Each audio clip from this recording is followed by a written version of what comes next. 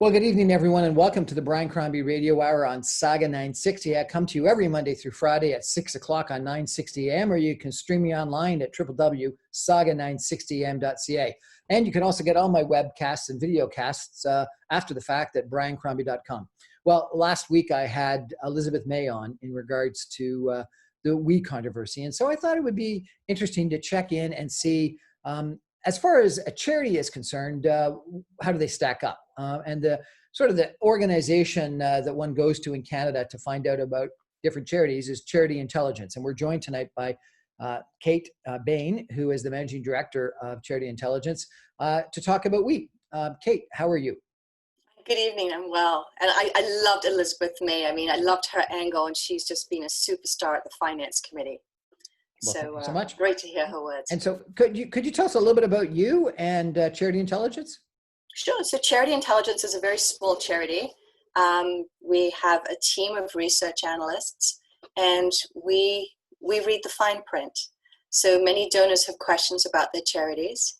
And just like you would have credit analysts or equity analysts help you in your investing, we do that kind of work for charities. So for donors, whether you're giving $100 and you just want to see what a charity's fundraising costs are or what its impact is like, we have over 780 charity reports posted on our website, Charity Intelligence, and people can search through those and find the causes that they like. And what about yourself? How did you find your way to Charity Intelligence? We just ran into a problem with giving. I used to be an equity analyst, so wading through audited financial statements and doing management interviews was something that I'd been trained in. And I got married and had 3 kids. And my former family were heavily involved in philanthropy and wanted to give back, and just found that there was so little information, so little objective facts. So recognizing that there was this, we just sort of thought, well, let's have a look at these charities. Let's go out and kick the tires. And so are you the analyst that took a look at the we organization? Yeah, we is so the largest 100 charities in Canada, measured by how much they receive in donations. Those ones are updated every single year on our website, so donors have the most relevant and recent information. We is one of the more complex charities with different holding companies and subsidiaries, and then it's got its for-profit business of Mark and Craig Kilberger. So over the last couple of years, we normally have fabulous university students do the work, but for the last couple of years, it's always been one that you always went over because it just was so unusual. So yeah, I've been looking at we and working the we file now for the last 2 years. And so tell us, if you could, the bottom line of your analysis. The issues we have with we really came up in August 2019. So it's a very complex charity. It was unlike any other charity. It has multiple holding companies. And so there's We Charity, and there's We Charity Foundation and Wellbeing Foundation. And so about 4 or 5 different charities in Canada, all controlled by the We network. And at the same time, you have the private business of Mark and Craig Kilberger. So you've got a charity side by side with a for-profit private business. So lots of related party transactions that need to be unwound. In addition, you've got the $43 million in real estate that is highly geared with a lot of short-term debt. So you really have to sort of figure out which loans were paid off and which loans are coming up, and reading through those banking transactions. So there's a lot of complexity there. So one of the concerns we saw last year was, for the first time, We Charity was in breach of its bank covenants.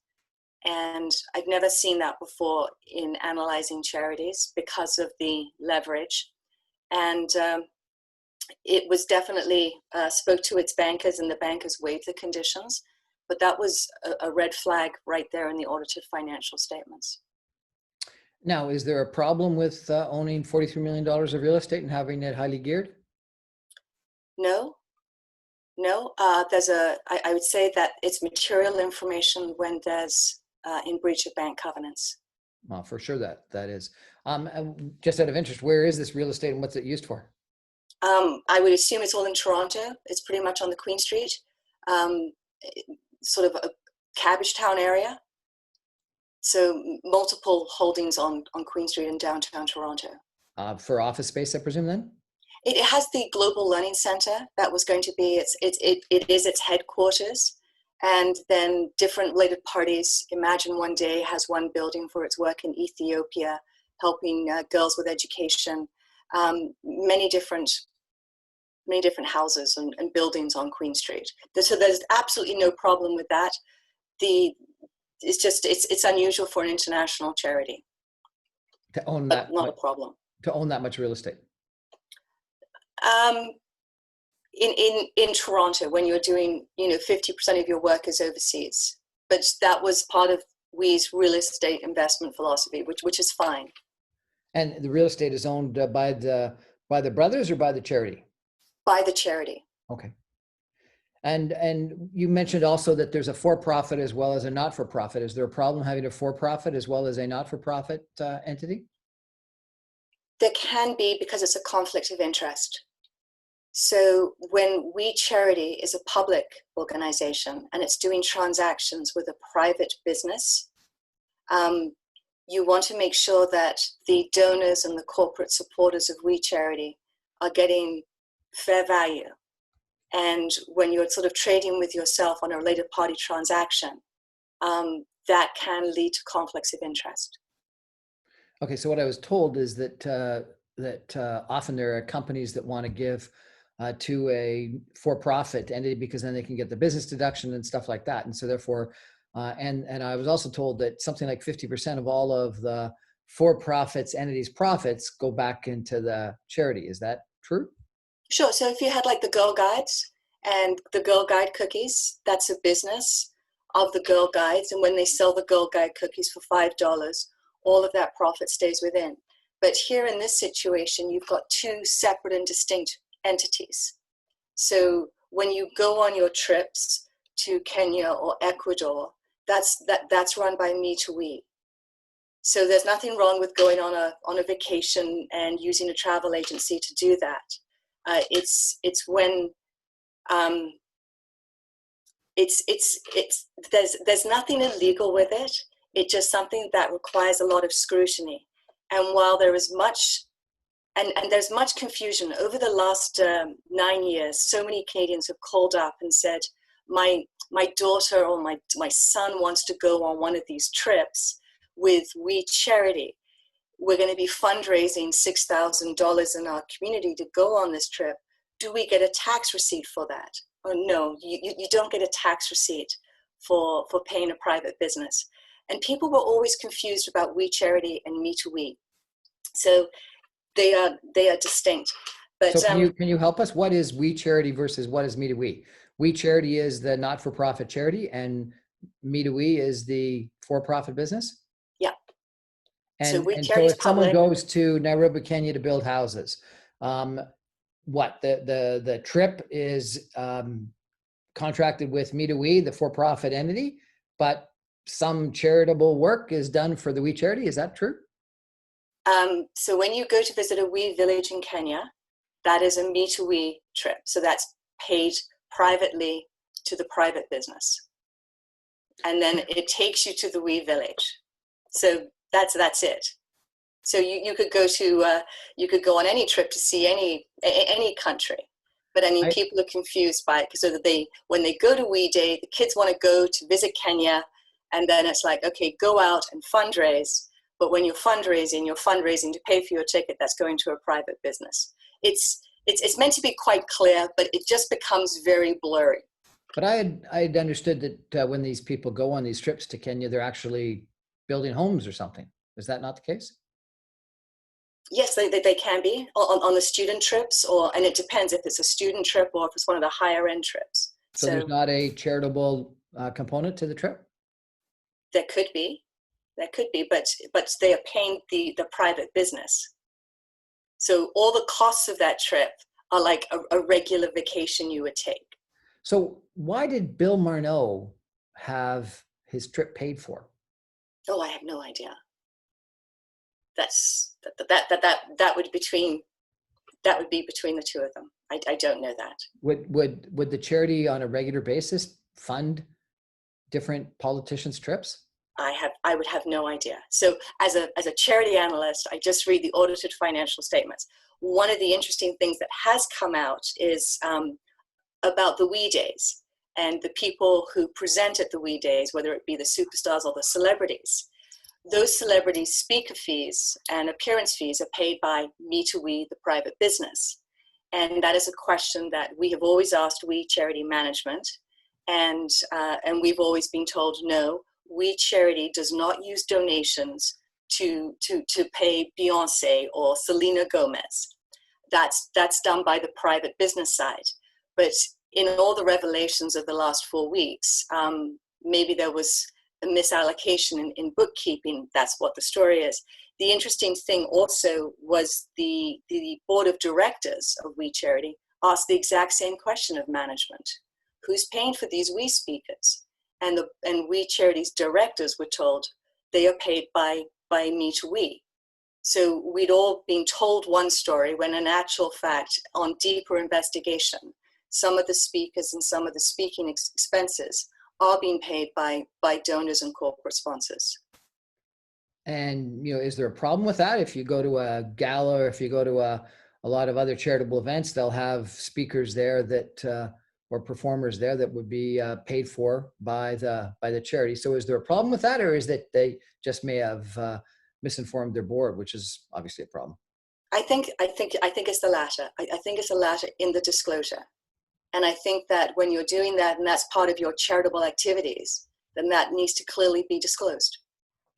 Why would a for-profit company, Me to We, pay for performers and speakers at the We Day events that are being held by the We Charity?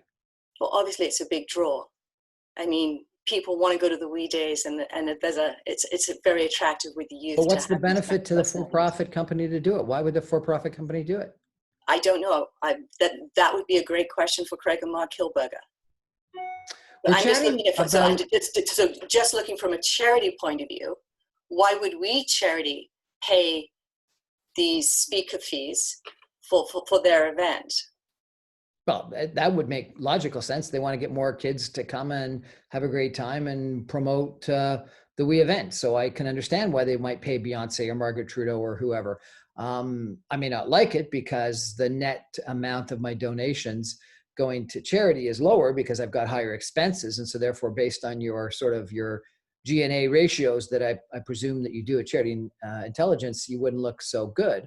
But makes sense. I just don't understand why a for-profit entity, Me to We, would pay for the talent at a We Charity We Day event.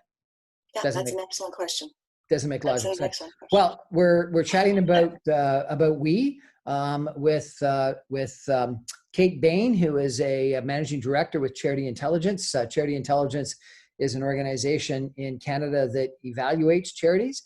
They've got a website, which I presume is charityintelligence.ca or com or something like that. And you can go to get information on the top 100, if not more, charities in Canada. We're going to take a break for some messages and come back more with Kate and on We and the We controversy in just a minute. Stay with us. Well, this is an interesting conversation. I'm not sure where it's leading quite yet, but we're chatting about We. This charity that does the We Days and has these Me to We trips to Africa and Asia and elsewhere, and does, I think, has done a lot of good. And it's embroiled in this controversy right now because, as you know, $970 million was earmarked by the federal government to give to We, such that they would put in place. And it doesn't sound like it was a jobs program. It was a summer activity program because some of these things were going to be volunteers. Sort of sounded like it was like AmeriCorps or Peace Corps or Katimavac or something like that. Anyway, they canceled it. The federal government did under a bunch of controversy because of questions raised about conflict of interest. And we're chatting today with Kate Bain, who is managing director of Charity Intelligence, which is an organization in Canada that evaluates charities, about this controversy and about We Day. or about wheat charity. So $970 million seems like an outrageous amount of money to give to any charity to do anything that they haven't done before. And then I understand there was $43 million coming directly to them for administration. Do you have an opinion on any of that? Yeah. So on Monday, the contract was actually released. So while the numbers before were $912 million, with WE's performance bonus going from 19.5 to 43.5, when we could read the contract on Monday, which is sure helps us look at the black and white, it's actually a $543 million program. And we was paid $30 million at the end of June, even though the program was canceled on the 3rd of July. So we has received $30 million to run this program. And so I guess everyone's sort of wondering, when does the money get paid back to the government of Canada on that? And can you tell me, it's not a summer jobs program. It's what? It's bizarre. But the goals and ambitions of the program, it was not, in my opinion, about helping university students or college students earn money through jobs to pay for their full tuition. It was about service. So, as you said, that kind of service corp idea, that it was going to be getting, and it was a multi-stacked deal. So it was, on one point, it was to get youth to volunteer in the communities during COVID pandemic, and they were to volunteer with charities. So it was then going to benefit charities and nonprofit organizations. And then there was going to be a payment of a maximum of $5,000 for youth who did X number of hours under this program. So it was sort of a blend between volunteering and actually getting paid, but it wasn't actual jobs that you would get through Canada Summer Jobs. So, let's talk about the need for a second. I got to believe, with so many companies furloughing people, laying people off, deferring acceptances, that there's this huge need for summer jobs and or jobs for people just graduating. I remember back in 2007, I was part of an organization that did an analysis of people, and hard to remember, but back and around that time period, we had a little bit of a economic problem, and jobs were short for summer people, summer jobs. And the analysis said that if college kids, both during their summers as well as when they graduate, don't get that first job, they're impacted negatively for the rest of their career, because they don't sort of get those first connections. They don't get the first experiences. They don't get something to put on their resume that it ends up being a problem to explain thereafter. And so getting summer jobs, number one, helps us pay the bills, but number two, gives us connections and experiences. So there's got to be a huge need for summer jobs. Absolutely. And I think at the end of the day, at the end of this mess, that's going to be the biggest loss, because it's going to be the youth who have not been able to earn enough money to pay for their tuition, which starts in September. And I think, as a parent of three, those tuition fees are going to be due any week now. And so many youth already have huge student debts, and they use jobs over the summer to earn money to pay down their student debts and to pay for their tuition. So with the pandemic and not having these job opportunities available, you're exactly right. They're going to be behind. They're going to be losing out on so many experiences. And economically, they just get their, $1,250 a month check, which isn't going to cut it when you're having to pay the tuition fees. But then you're saying these weren't actually jobs. They were sort of quasi jobs, volunteer jobs, things that you did, and you got a $5,000 payment, which sounds like it's like almost an inducement to be a volunteer or something like that. You can't volunteer and get $5,000, and you can't get paid and only get $5,000.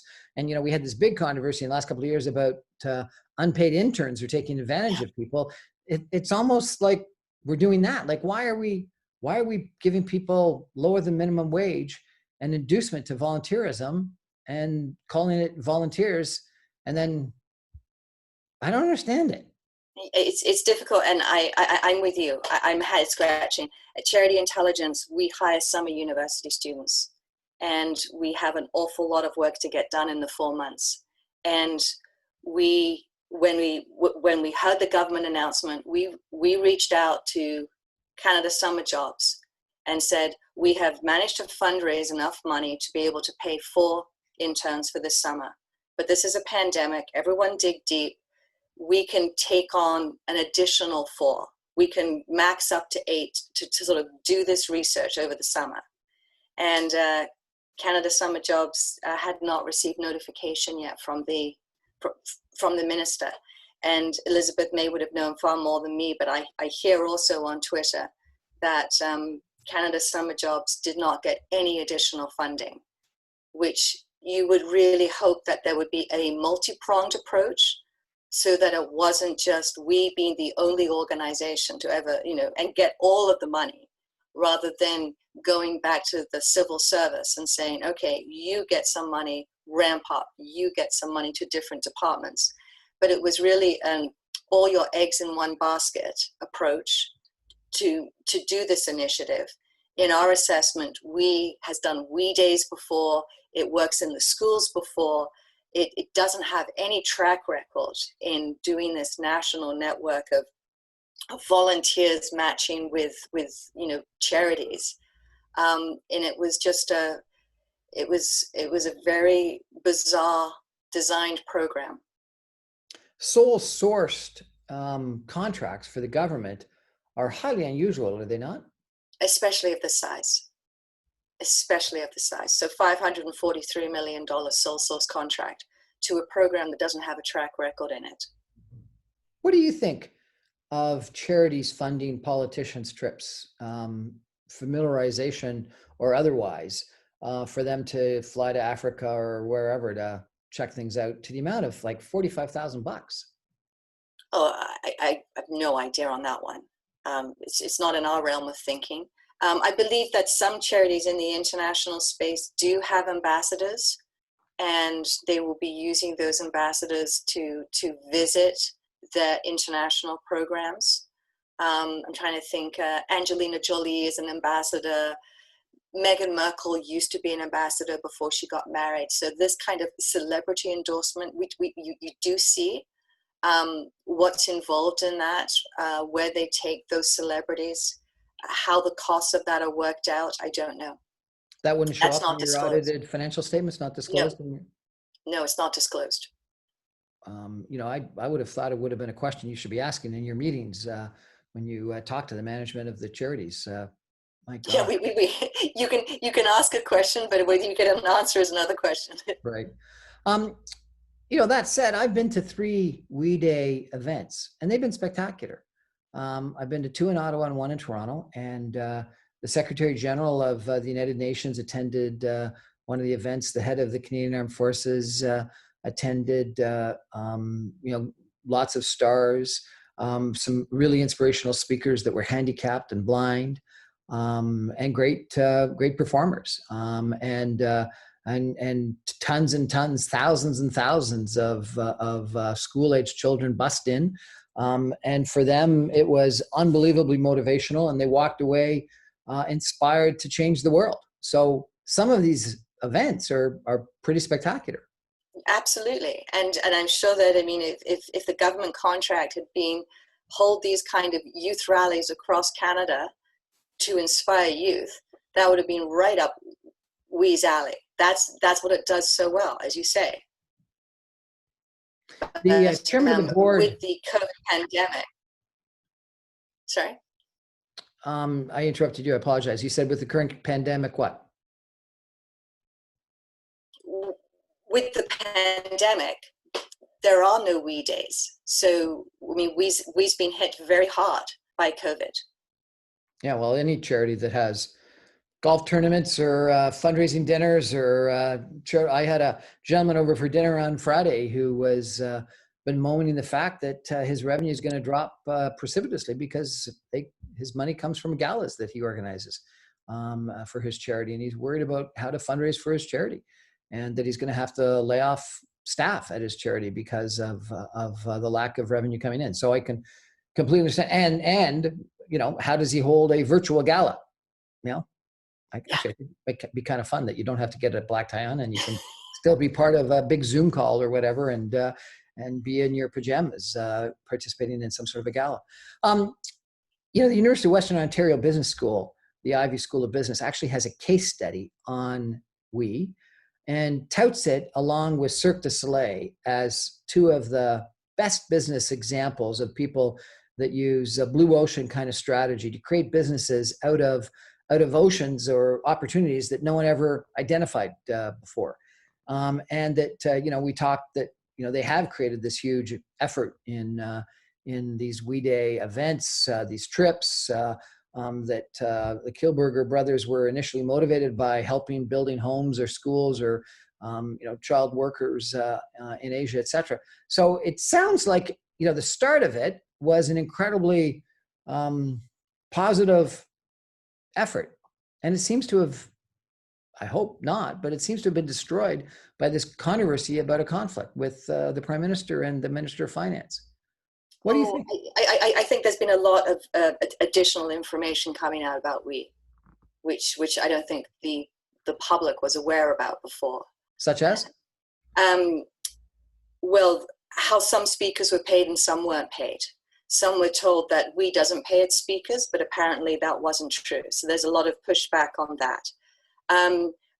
There are employees and former employees now reporting sort of the behind the scenes. Now that's just allegations, but the sheer quantity of the allegations, I think, needs to be taken seriously.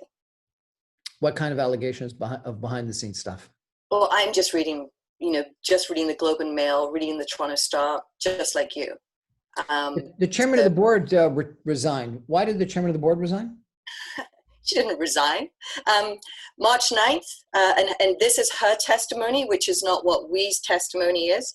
So let's just speak absolutely clear. Michelle Douglas spoke at the Finance Committee, and according to her, on March 9th, Mark Kilberger asked her to please stay on for another year, for another term. COVID hit. We went through massive layoffs. I believe 250 staff were laid off. The directors met on an ad hoc basis every day, asking for briefings, asking for financial reports. There were verbal briefings, but nothing in writing. And directors were saying, we need to understand what's going on. The directors asked to speak to the CFO, and they were denied access to that. They were denied access to the financial updates. They expressed their concerns with Craig and Mark Kilberger, and Craig Kilberger asked Michelle Douglas to resign on March 23rd. Following Michelle Douglas's resignation, 5 of the other directors resigned. Out of how many? There were 7. Michelle was asked to resign, and the 5 other ones. So there was 1 remaining director by the first week of April. We had said to us when we asked about the board turnover that it was for its 25th anniversary. It was part of a strategic review to refresh the board, to reflect diversity and youth. And the directors were engaged in the smooth transition and continuity. There's been numerous companies that have just indicated in the last couple of days that they're no longer going to participate in we. Can we survive? I hope so. And we posted on our website some of the quick steps. And you would know far more than me about this, Brian. But if you're in damage control, what would you recommend as a consultant to any organization going through this kind of a crisis? Well, I think the first thing you had to do is reduce expenses, and it sounds like they've done that. I think that if the controversy with the board occurred because of lack of transparency, You've got to be transparent. And, people talk about sunlight being the best disinfectant. And it's the truth. And so therefore you've got to be transparent. You got to open your books and you got to make sure people understand. And if there have been mistakes and transgressions, admit it, because it's better to admit it than try to hide it. And then third, they got to think about reinventing themselves. And the summer jobs program or whatever it was that they were going to do was probably a great new entity to launch. But I think a lot of companies, and I think this is the same for charities, that are just waiting for COVID-19 to be over, are going to be challenged. And I think that, whether you call it the new normal or just, worried that COVID-19 and its impacts are going to last a little longer, you got to figure out how you can survive and be resilient and make money during this time period. So great points. And for us, when we were looking at it with so many allegations about the financial situation, we thought that we charities directors, even on an interim basis, could adopt new auditors. They've used the same audit firm for the last 25 years. So, it's a great auditing firm, but today we is, $60 million in revenues, global operations, the US, the UK, and international operations. I think that donors and corporate sponsors would feel much more confidence if you had a tier one auditing firm. Two, on the independent directors, the current board, our concerns are about their close relationships with me to we. And as donors and corporate sponsors to a Canadian public charity, we really wanted to see independent directors who would look out for the donors, for the kids who were doing the bake sales. With so many friends and influential people who adore and love we, I would really have hoped that some of those people would have stood up to become directors. And I would include in that Craig and Mark Kilberger, who go by the title of co-founder, but they are not directors. They have no fiduciary responsibility. So I think when you believe in a charity, then you serve, and you serve as a director. Well, those are some great recommendations. Kate Bain, Managing Director of Charity Intelligence, thank you so much for shining some sunlight on we. Really appreciate it. Thanks, Brian. Stay with us. We're going to take a break from messages and come back with some other people that are going to talk about the we controversy in just a minute. Stay with us.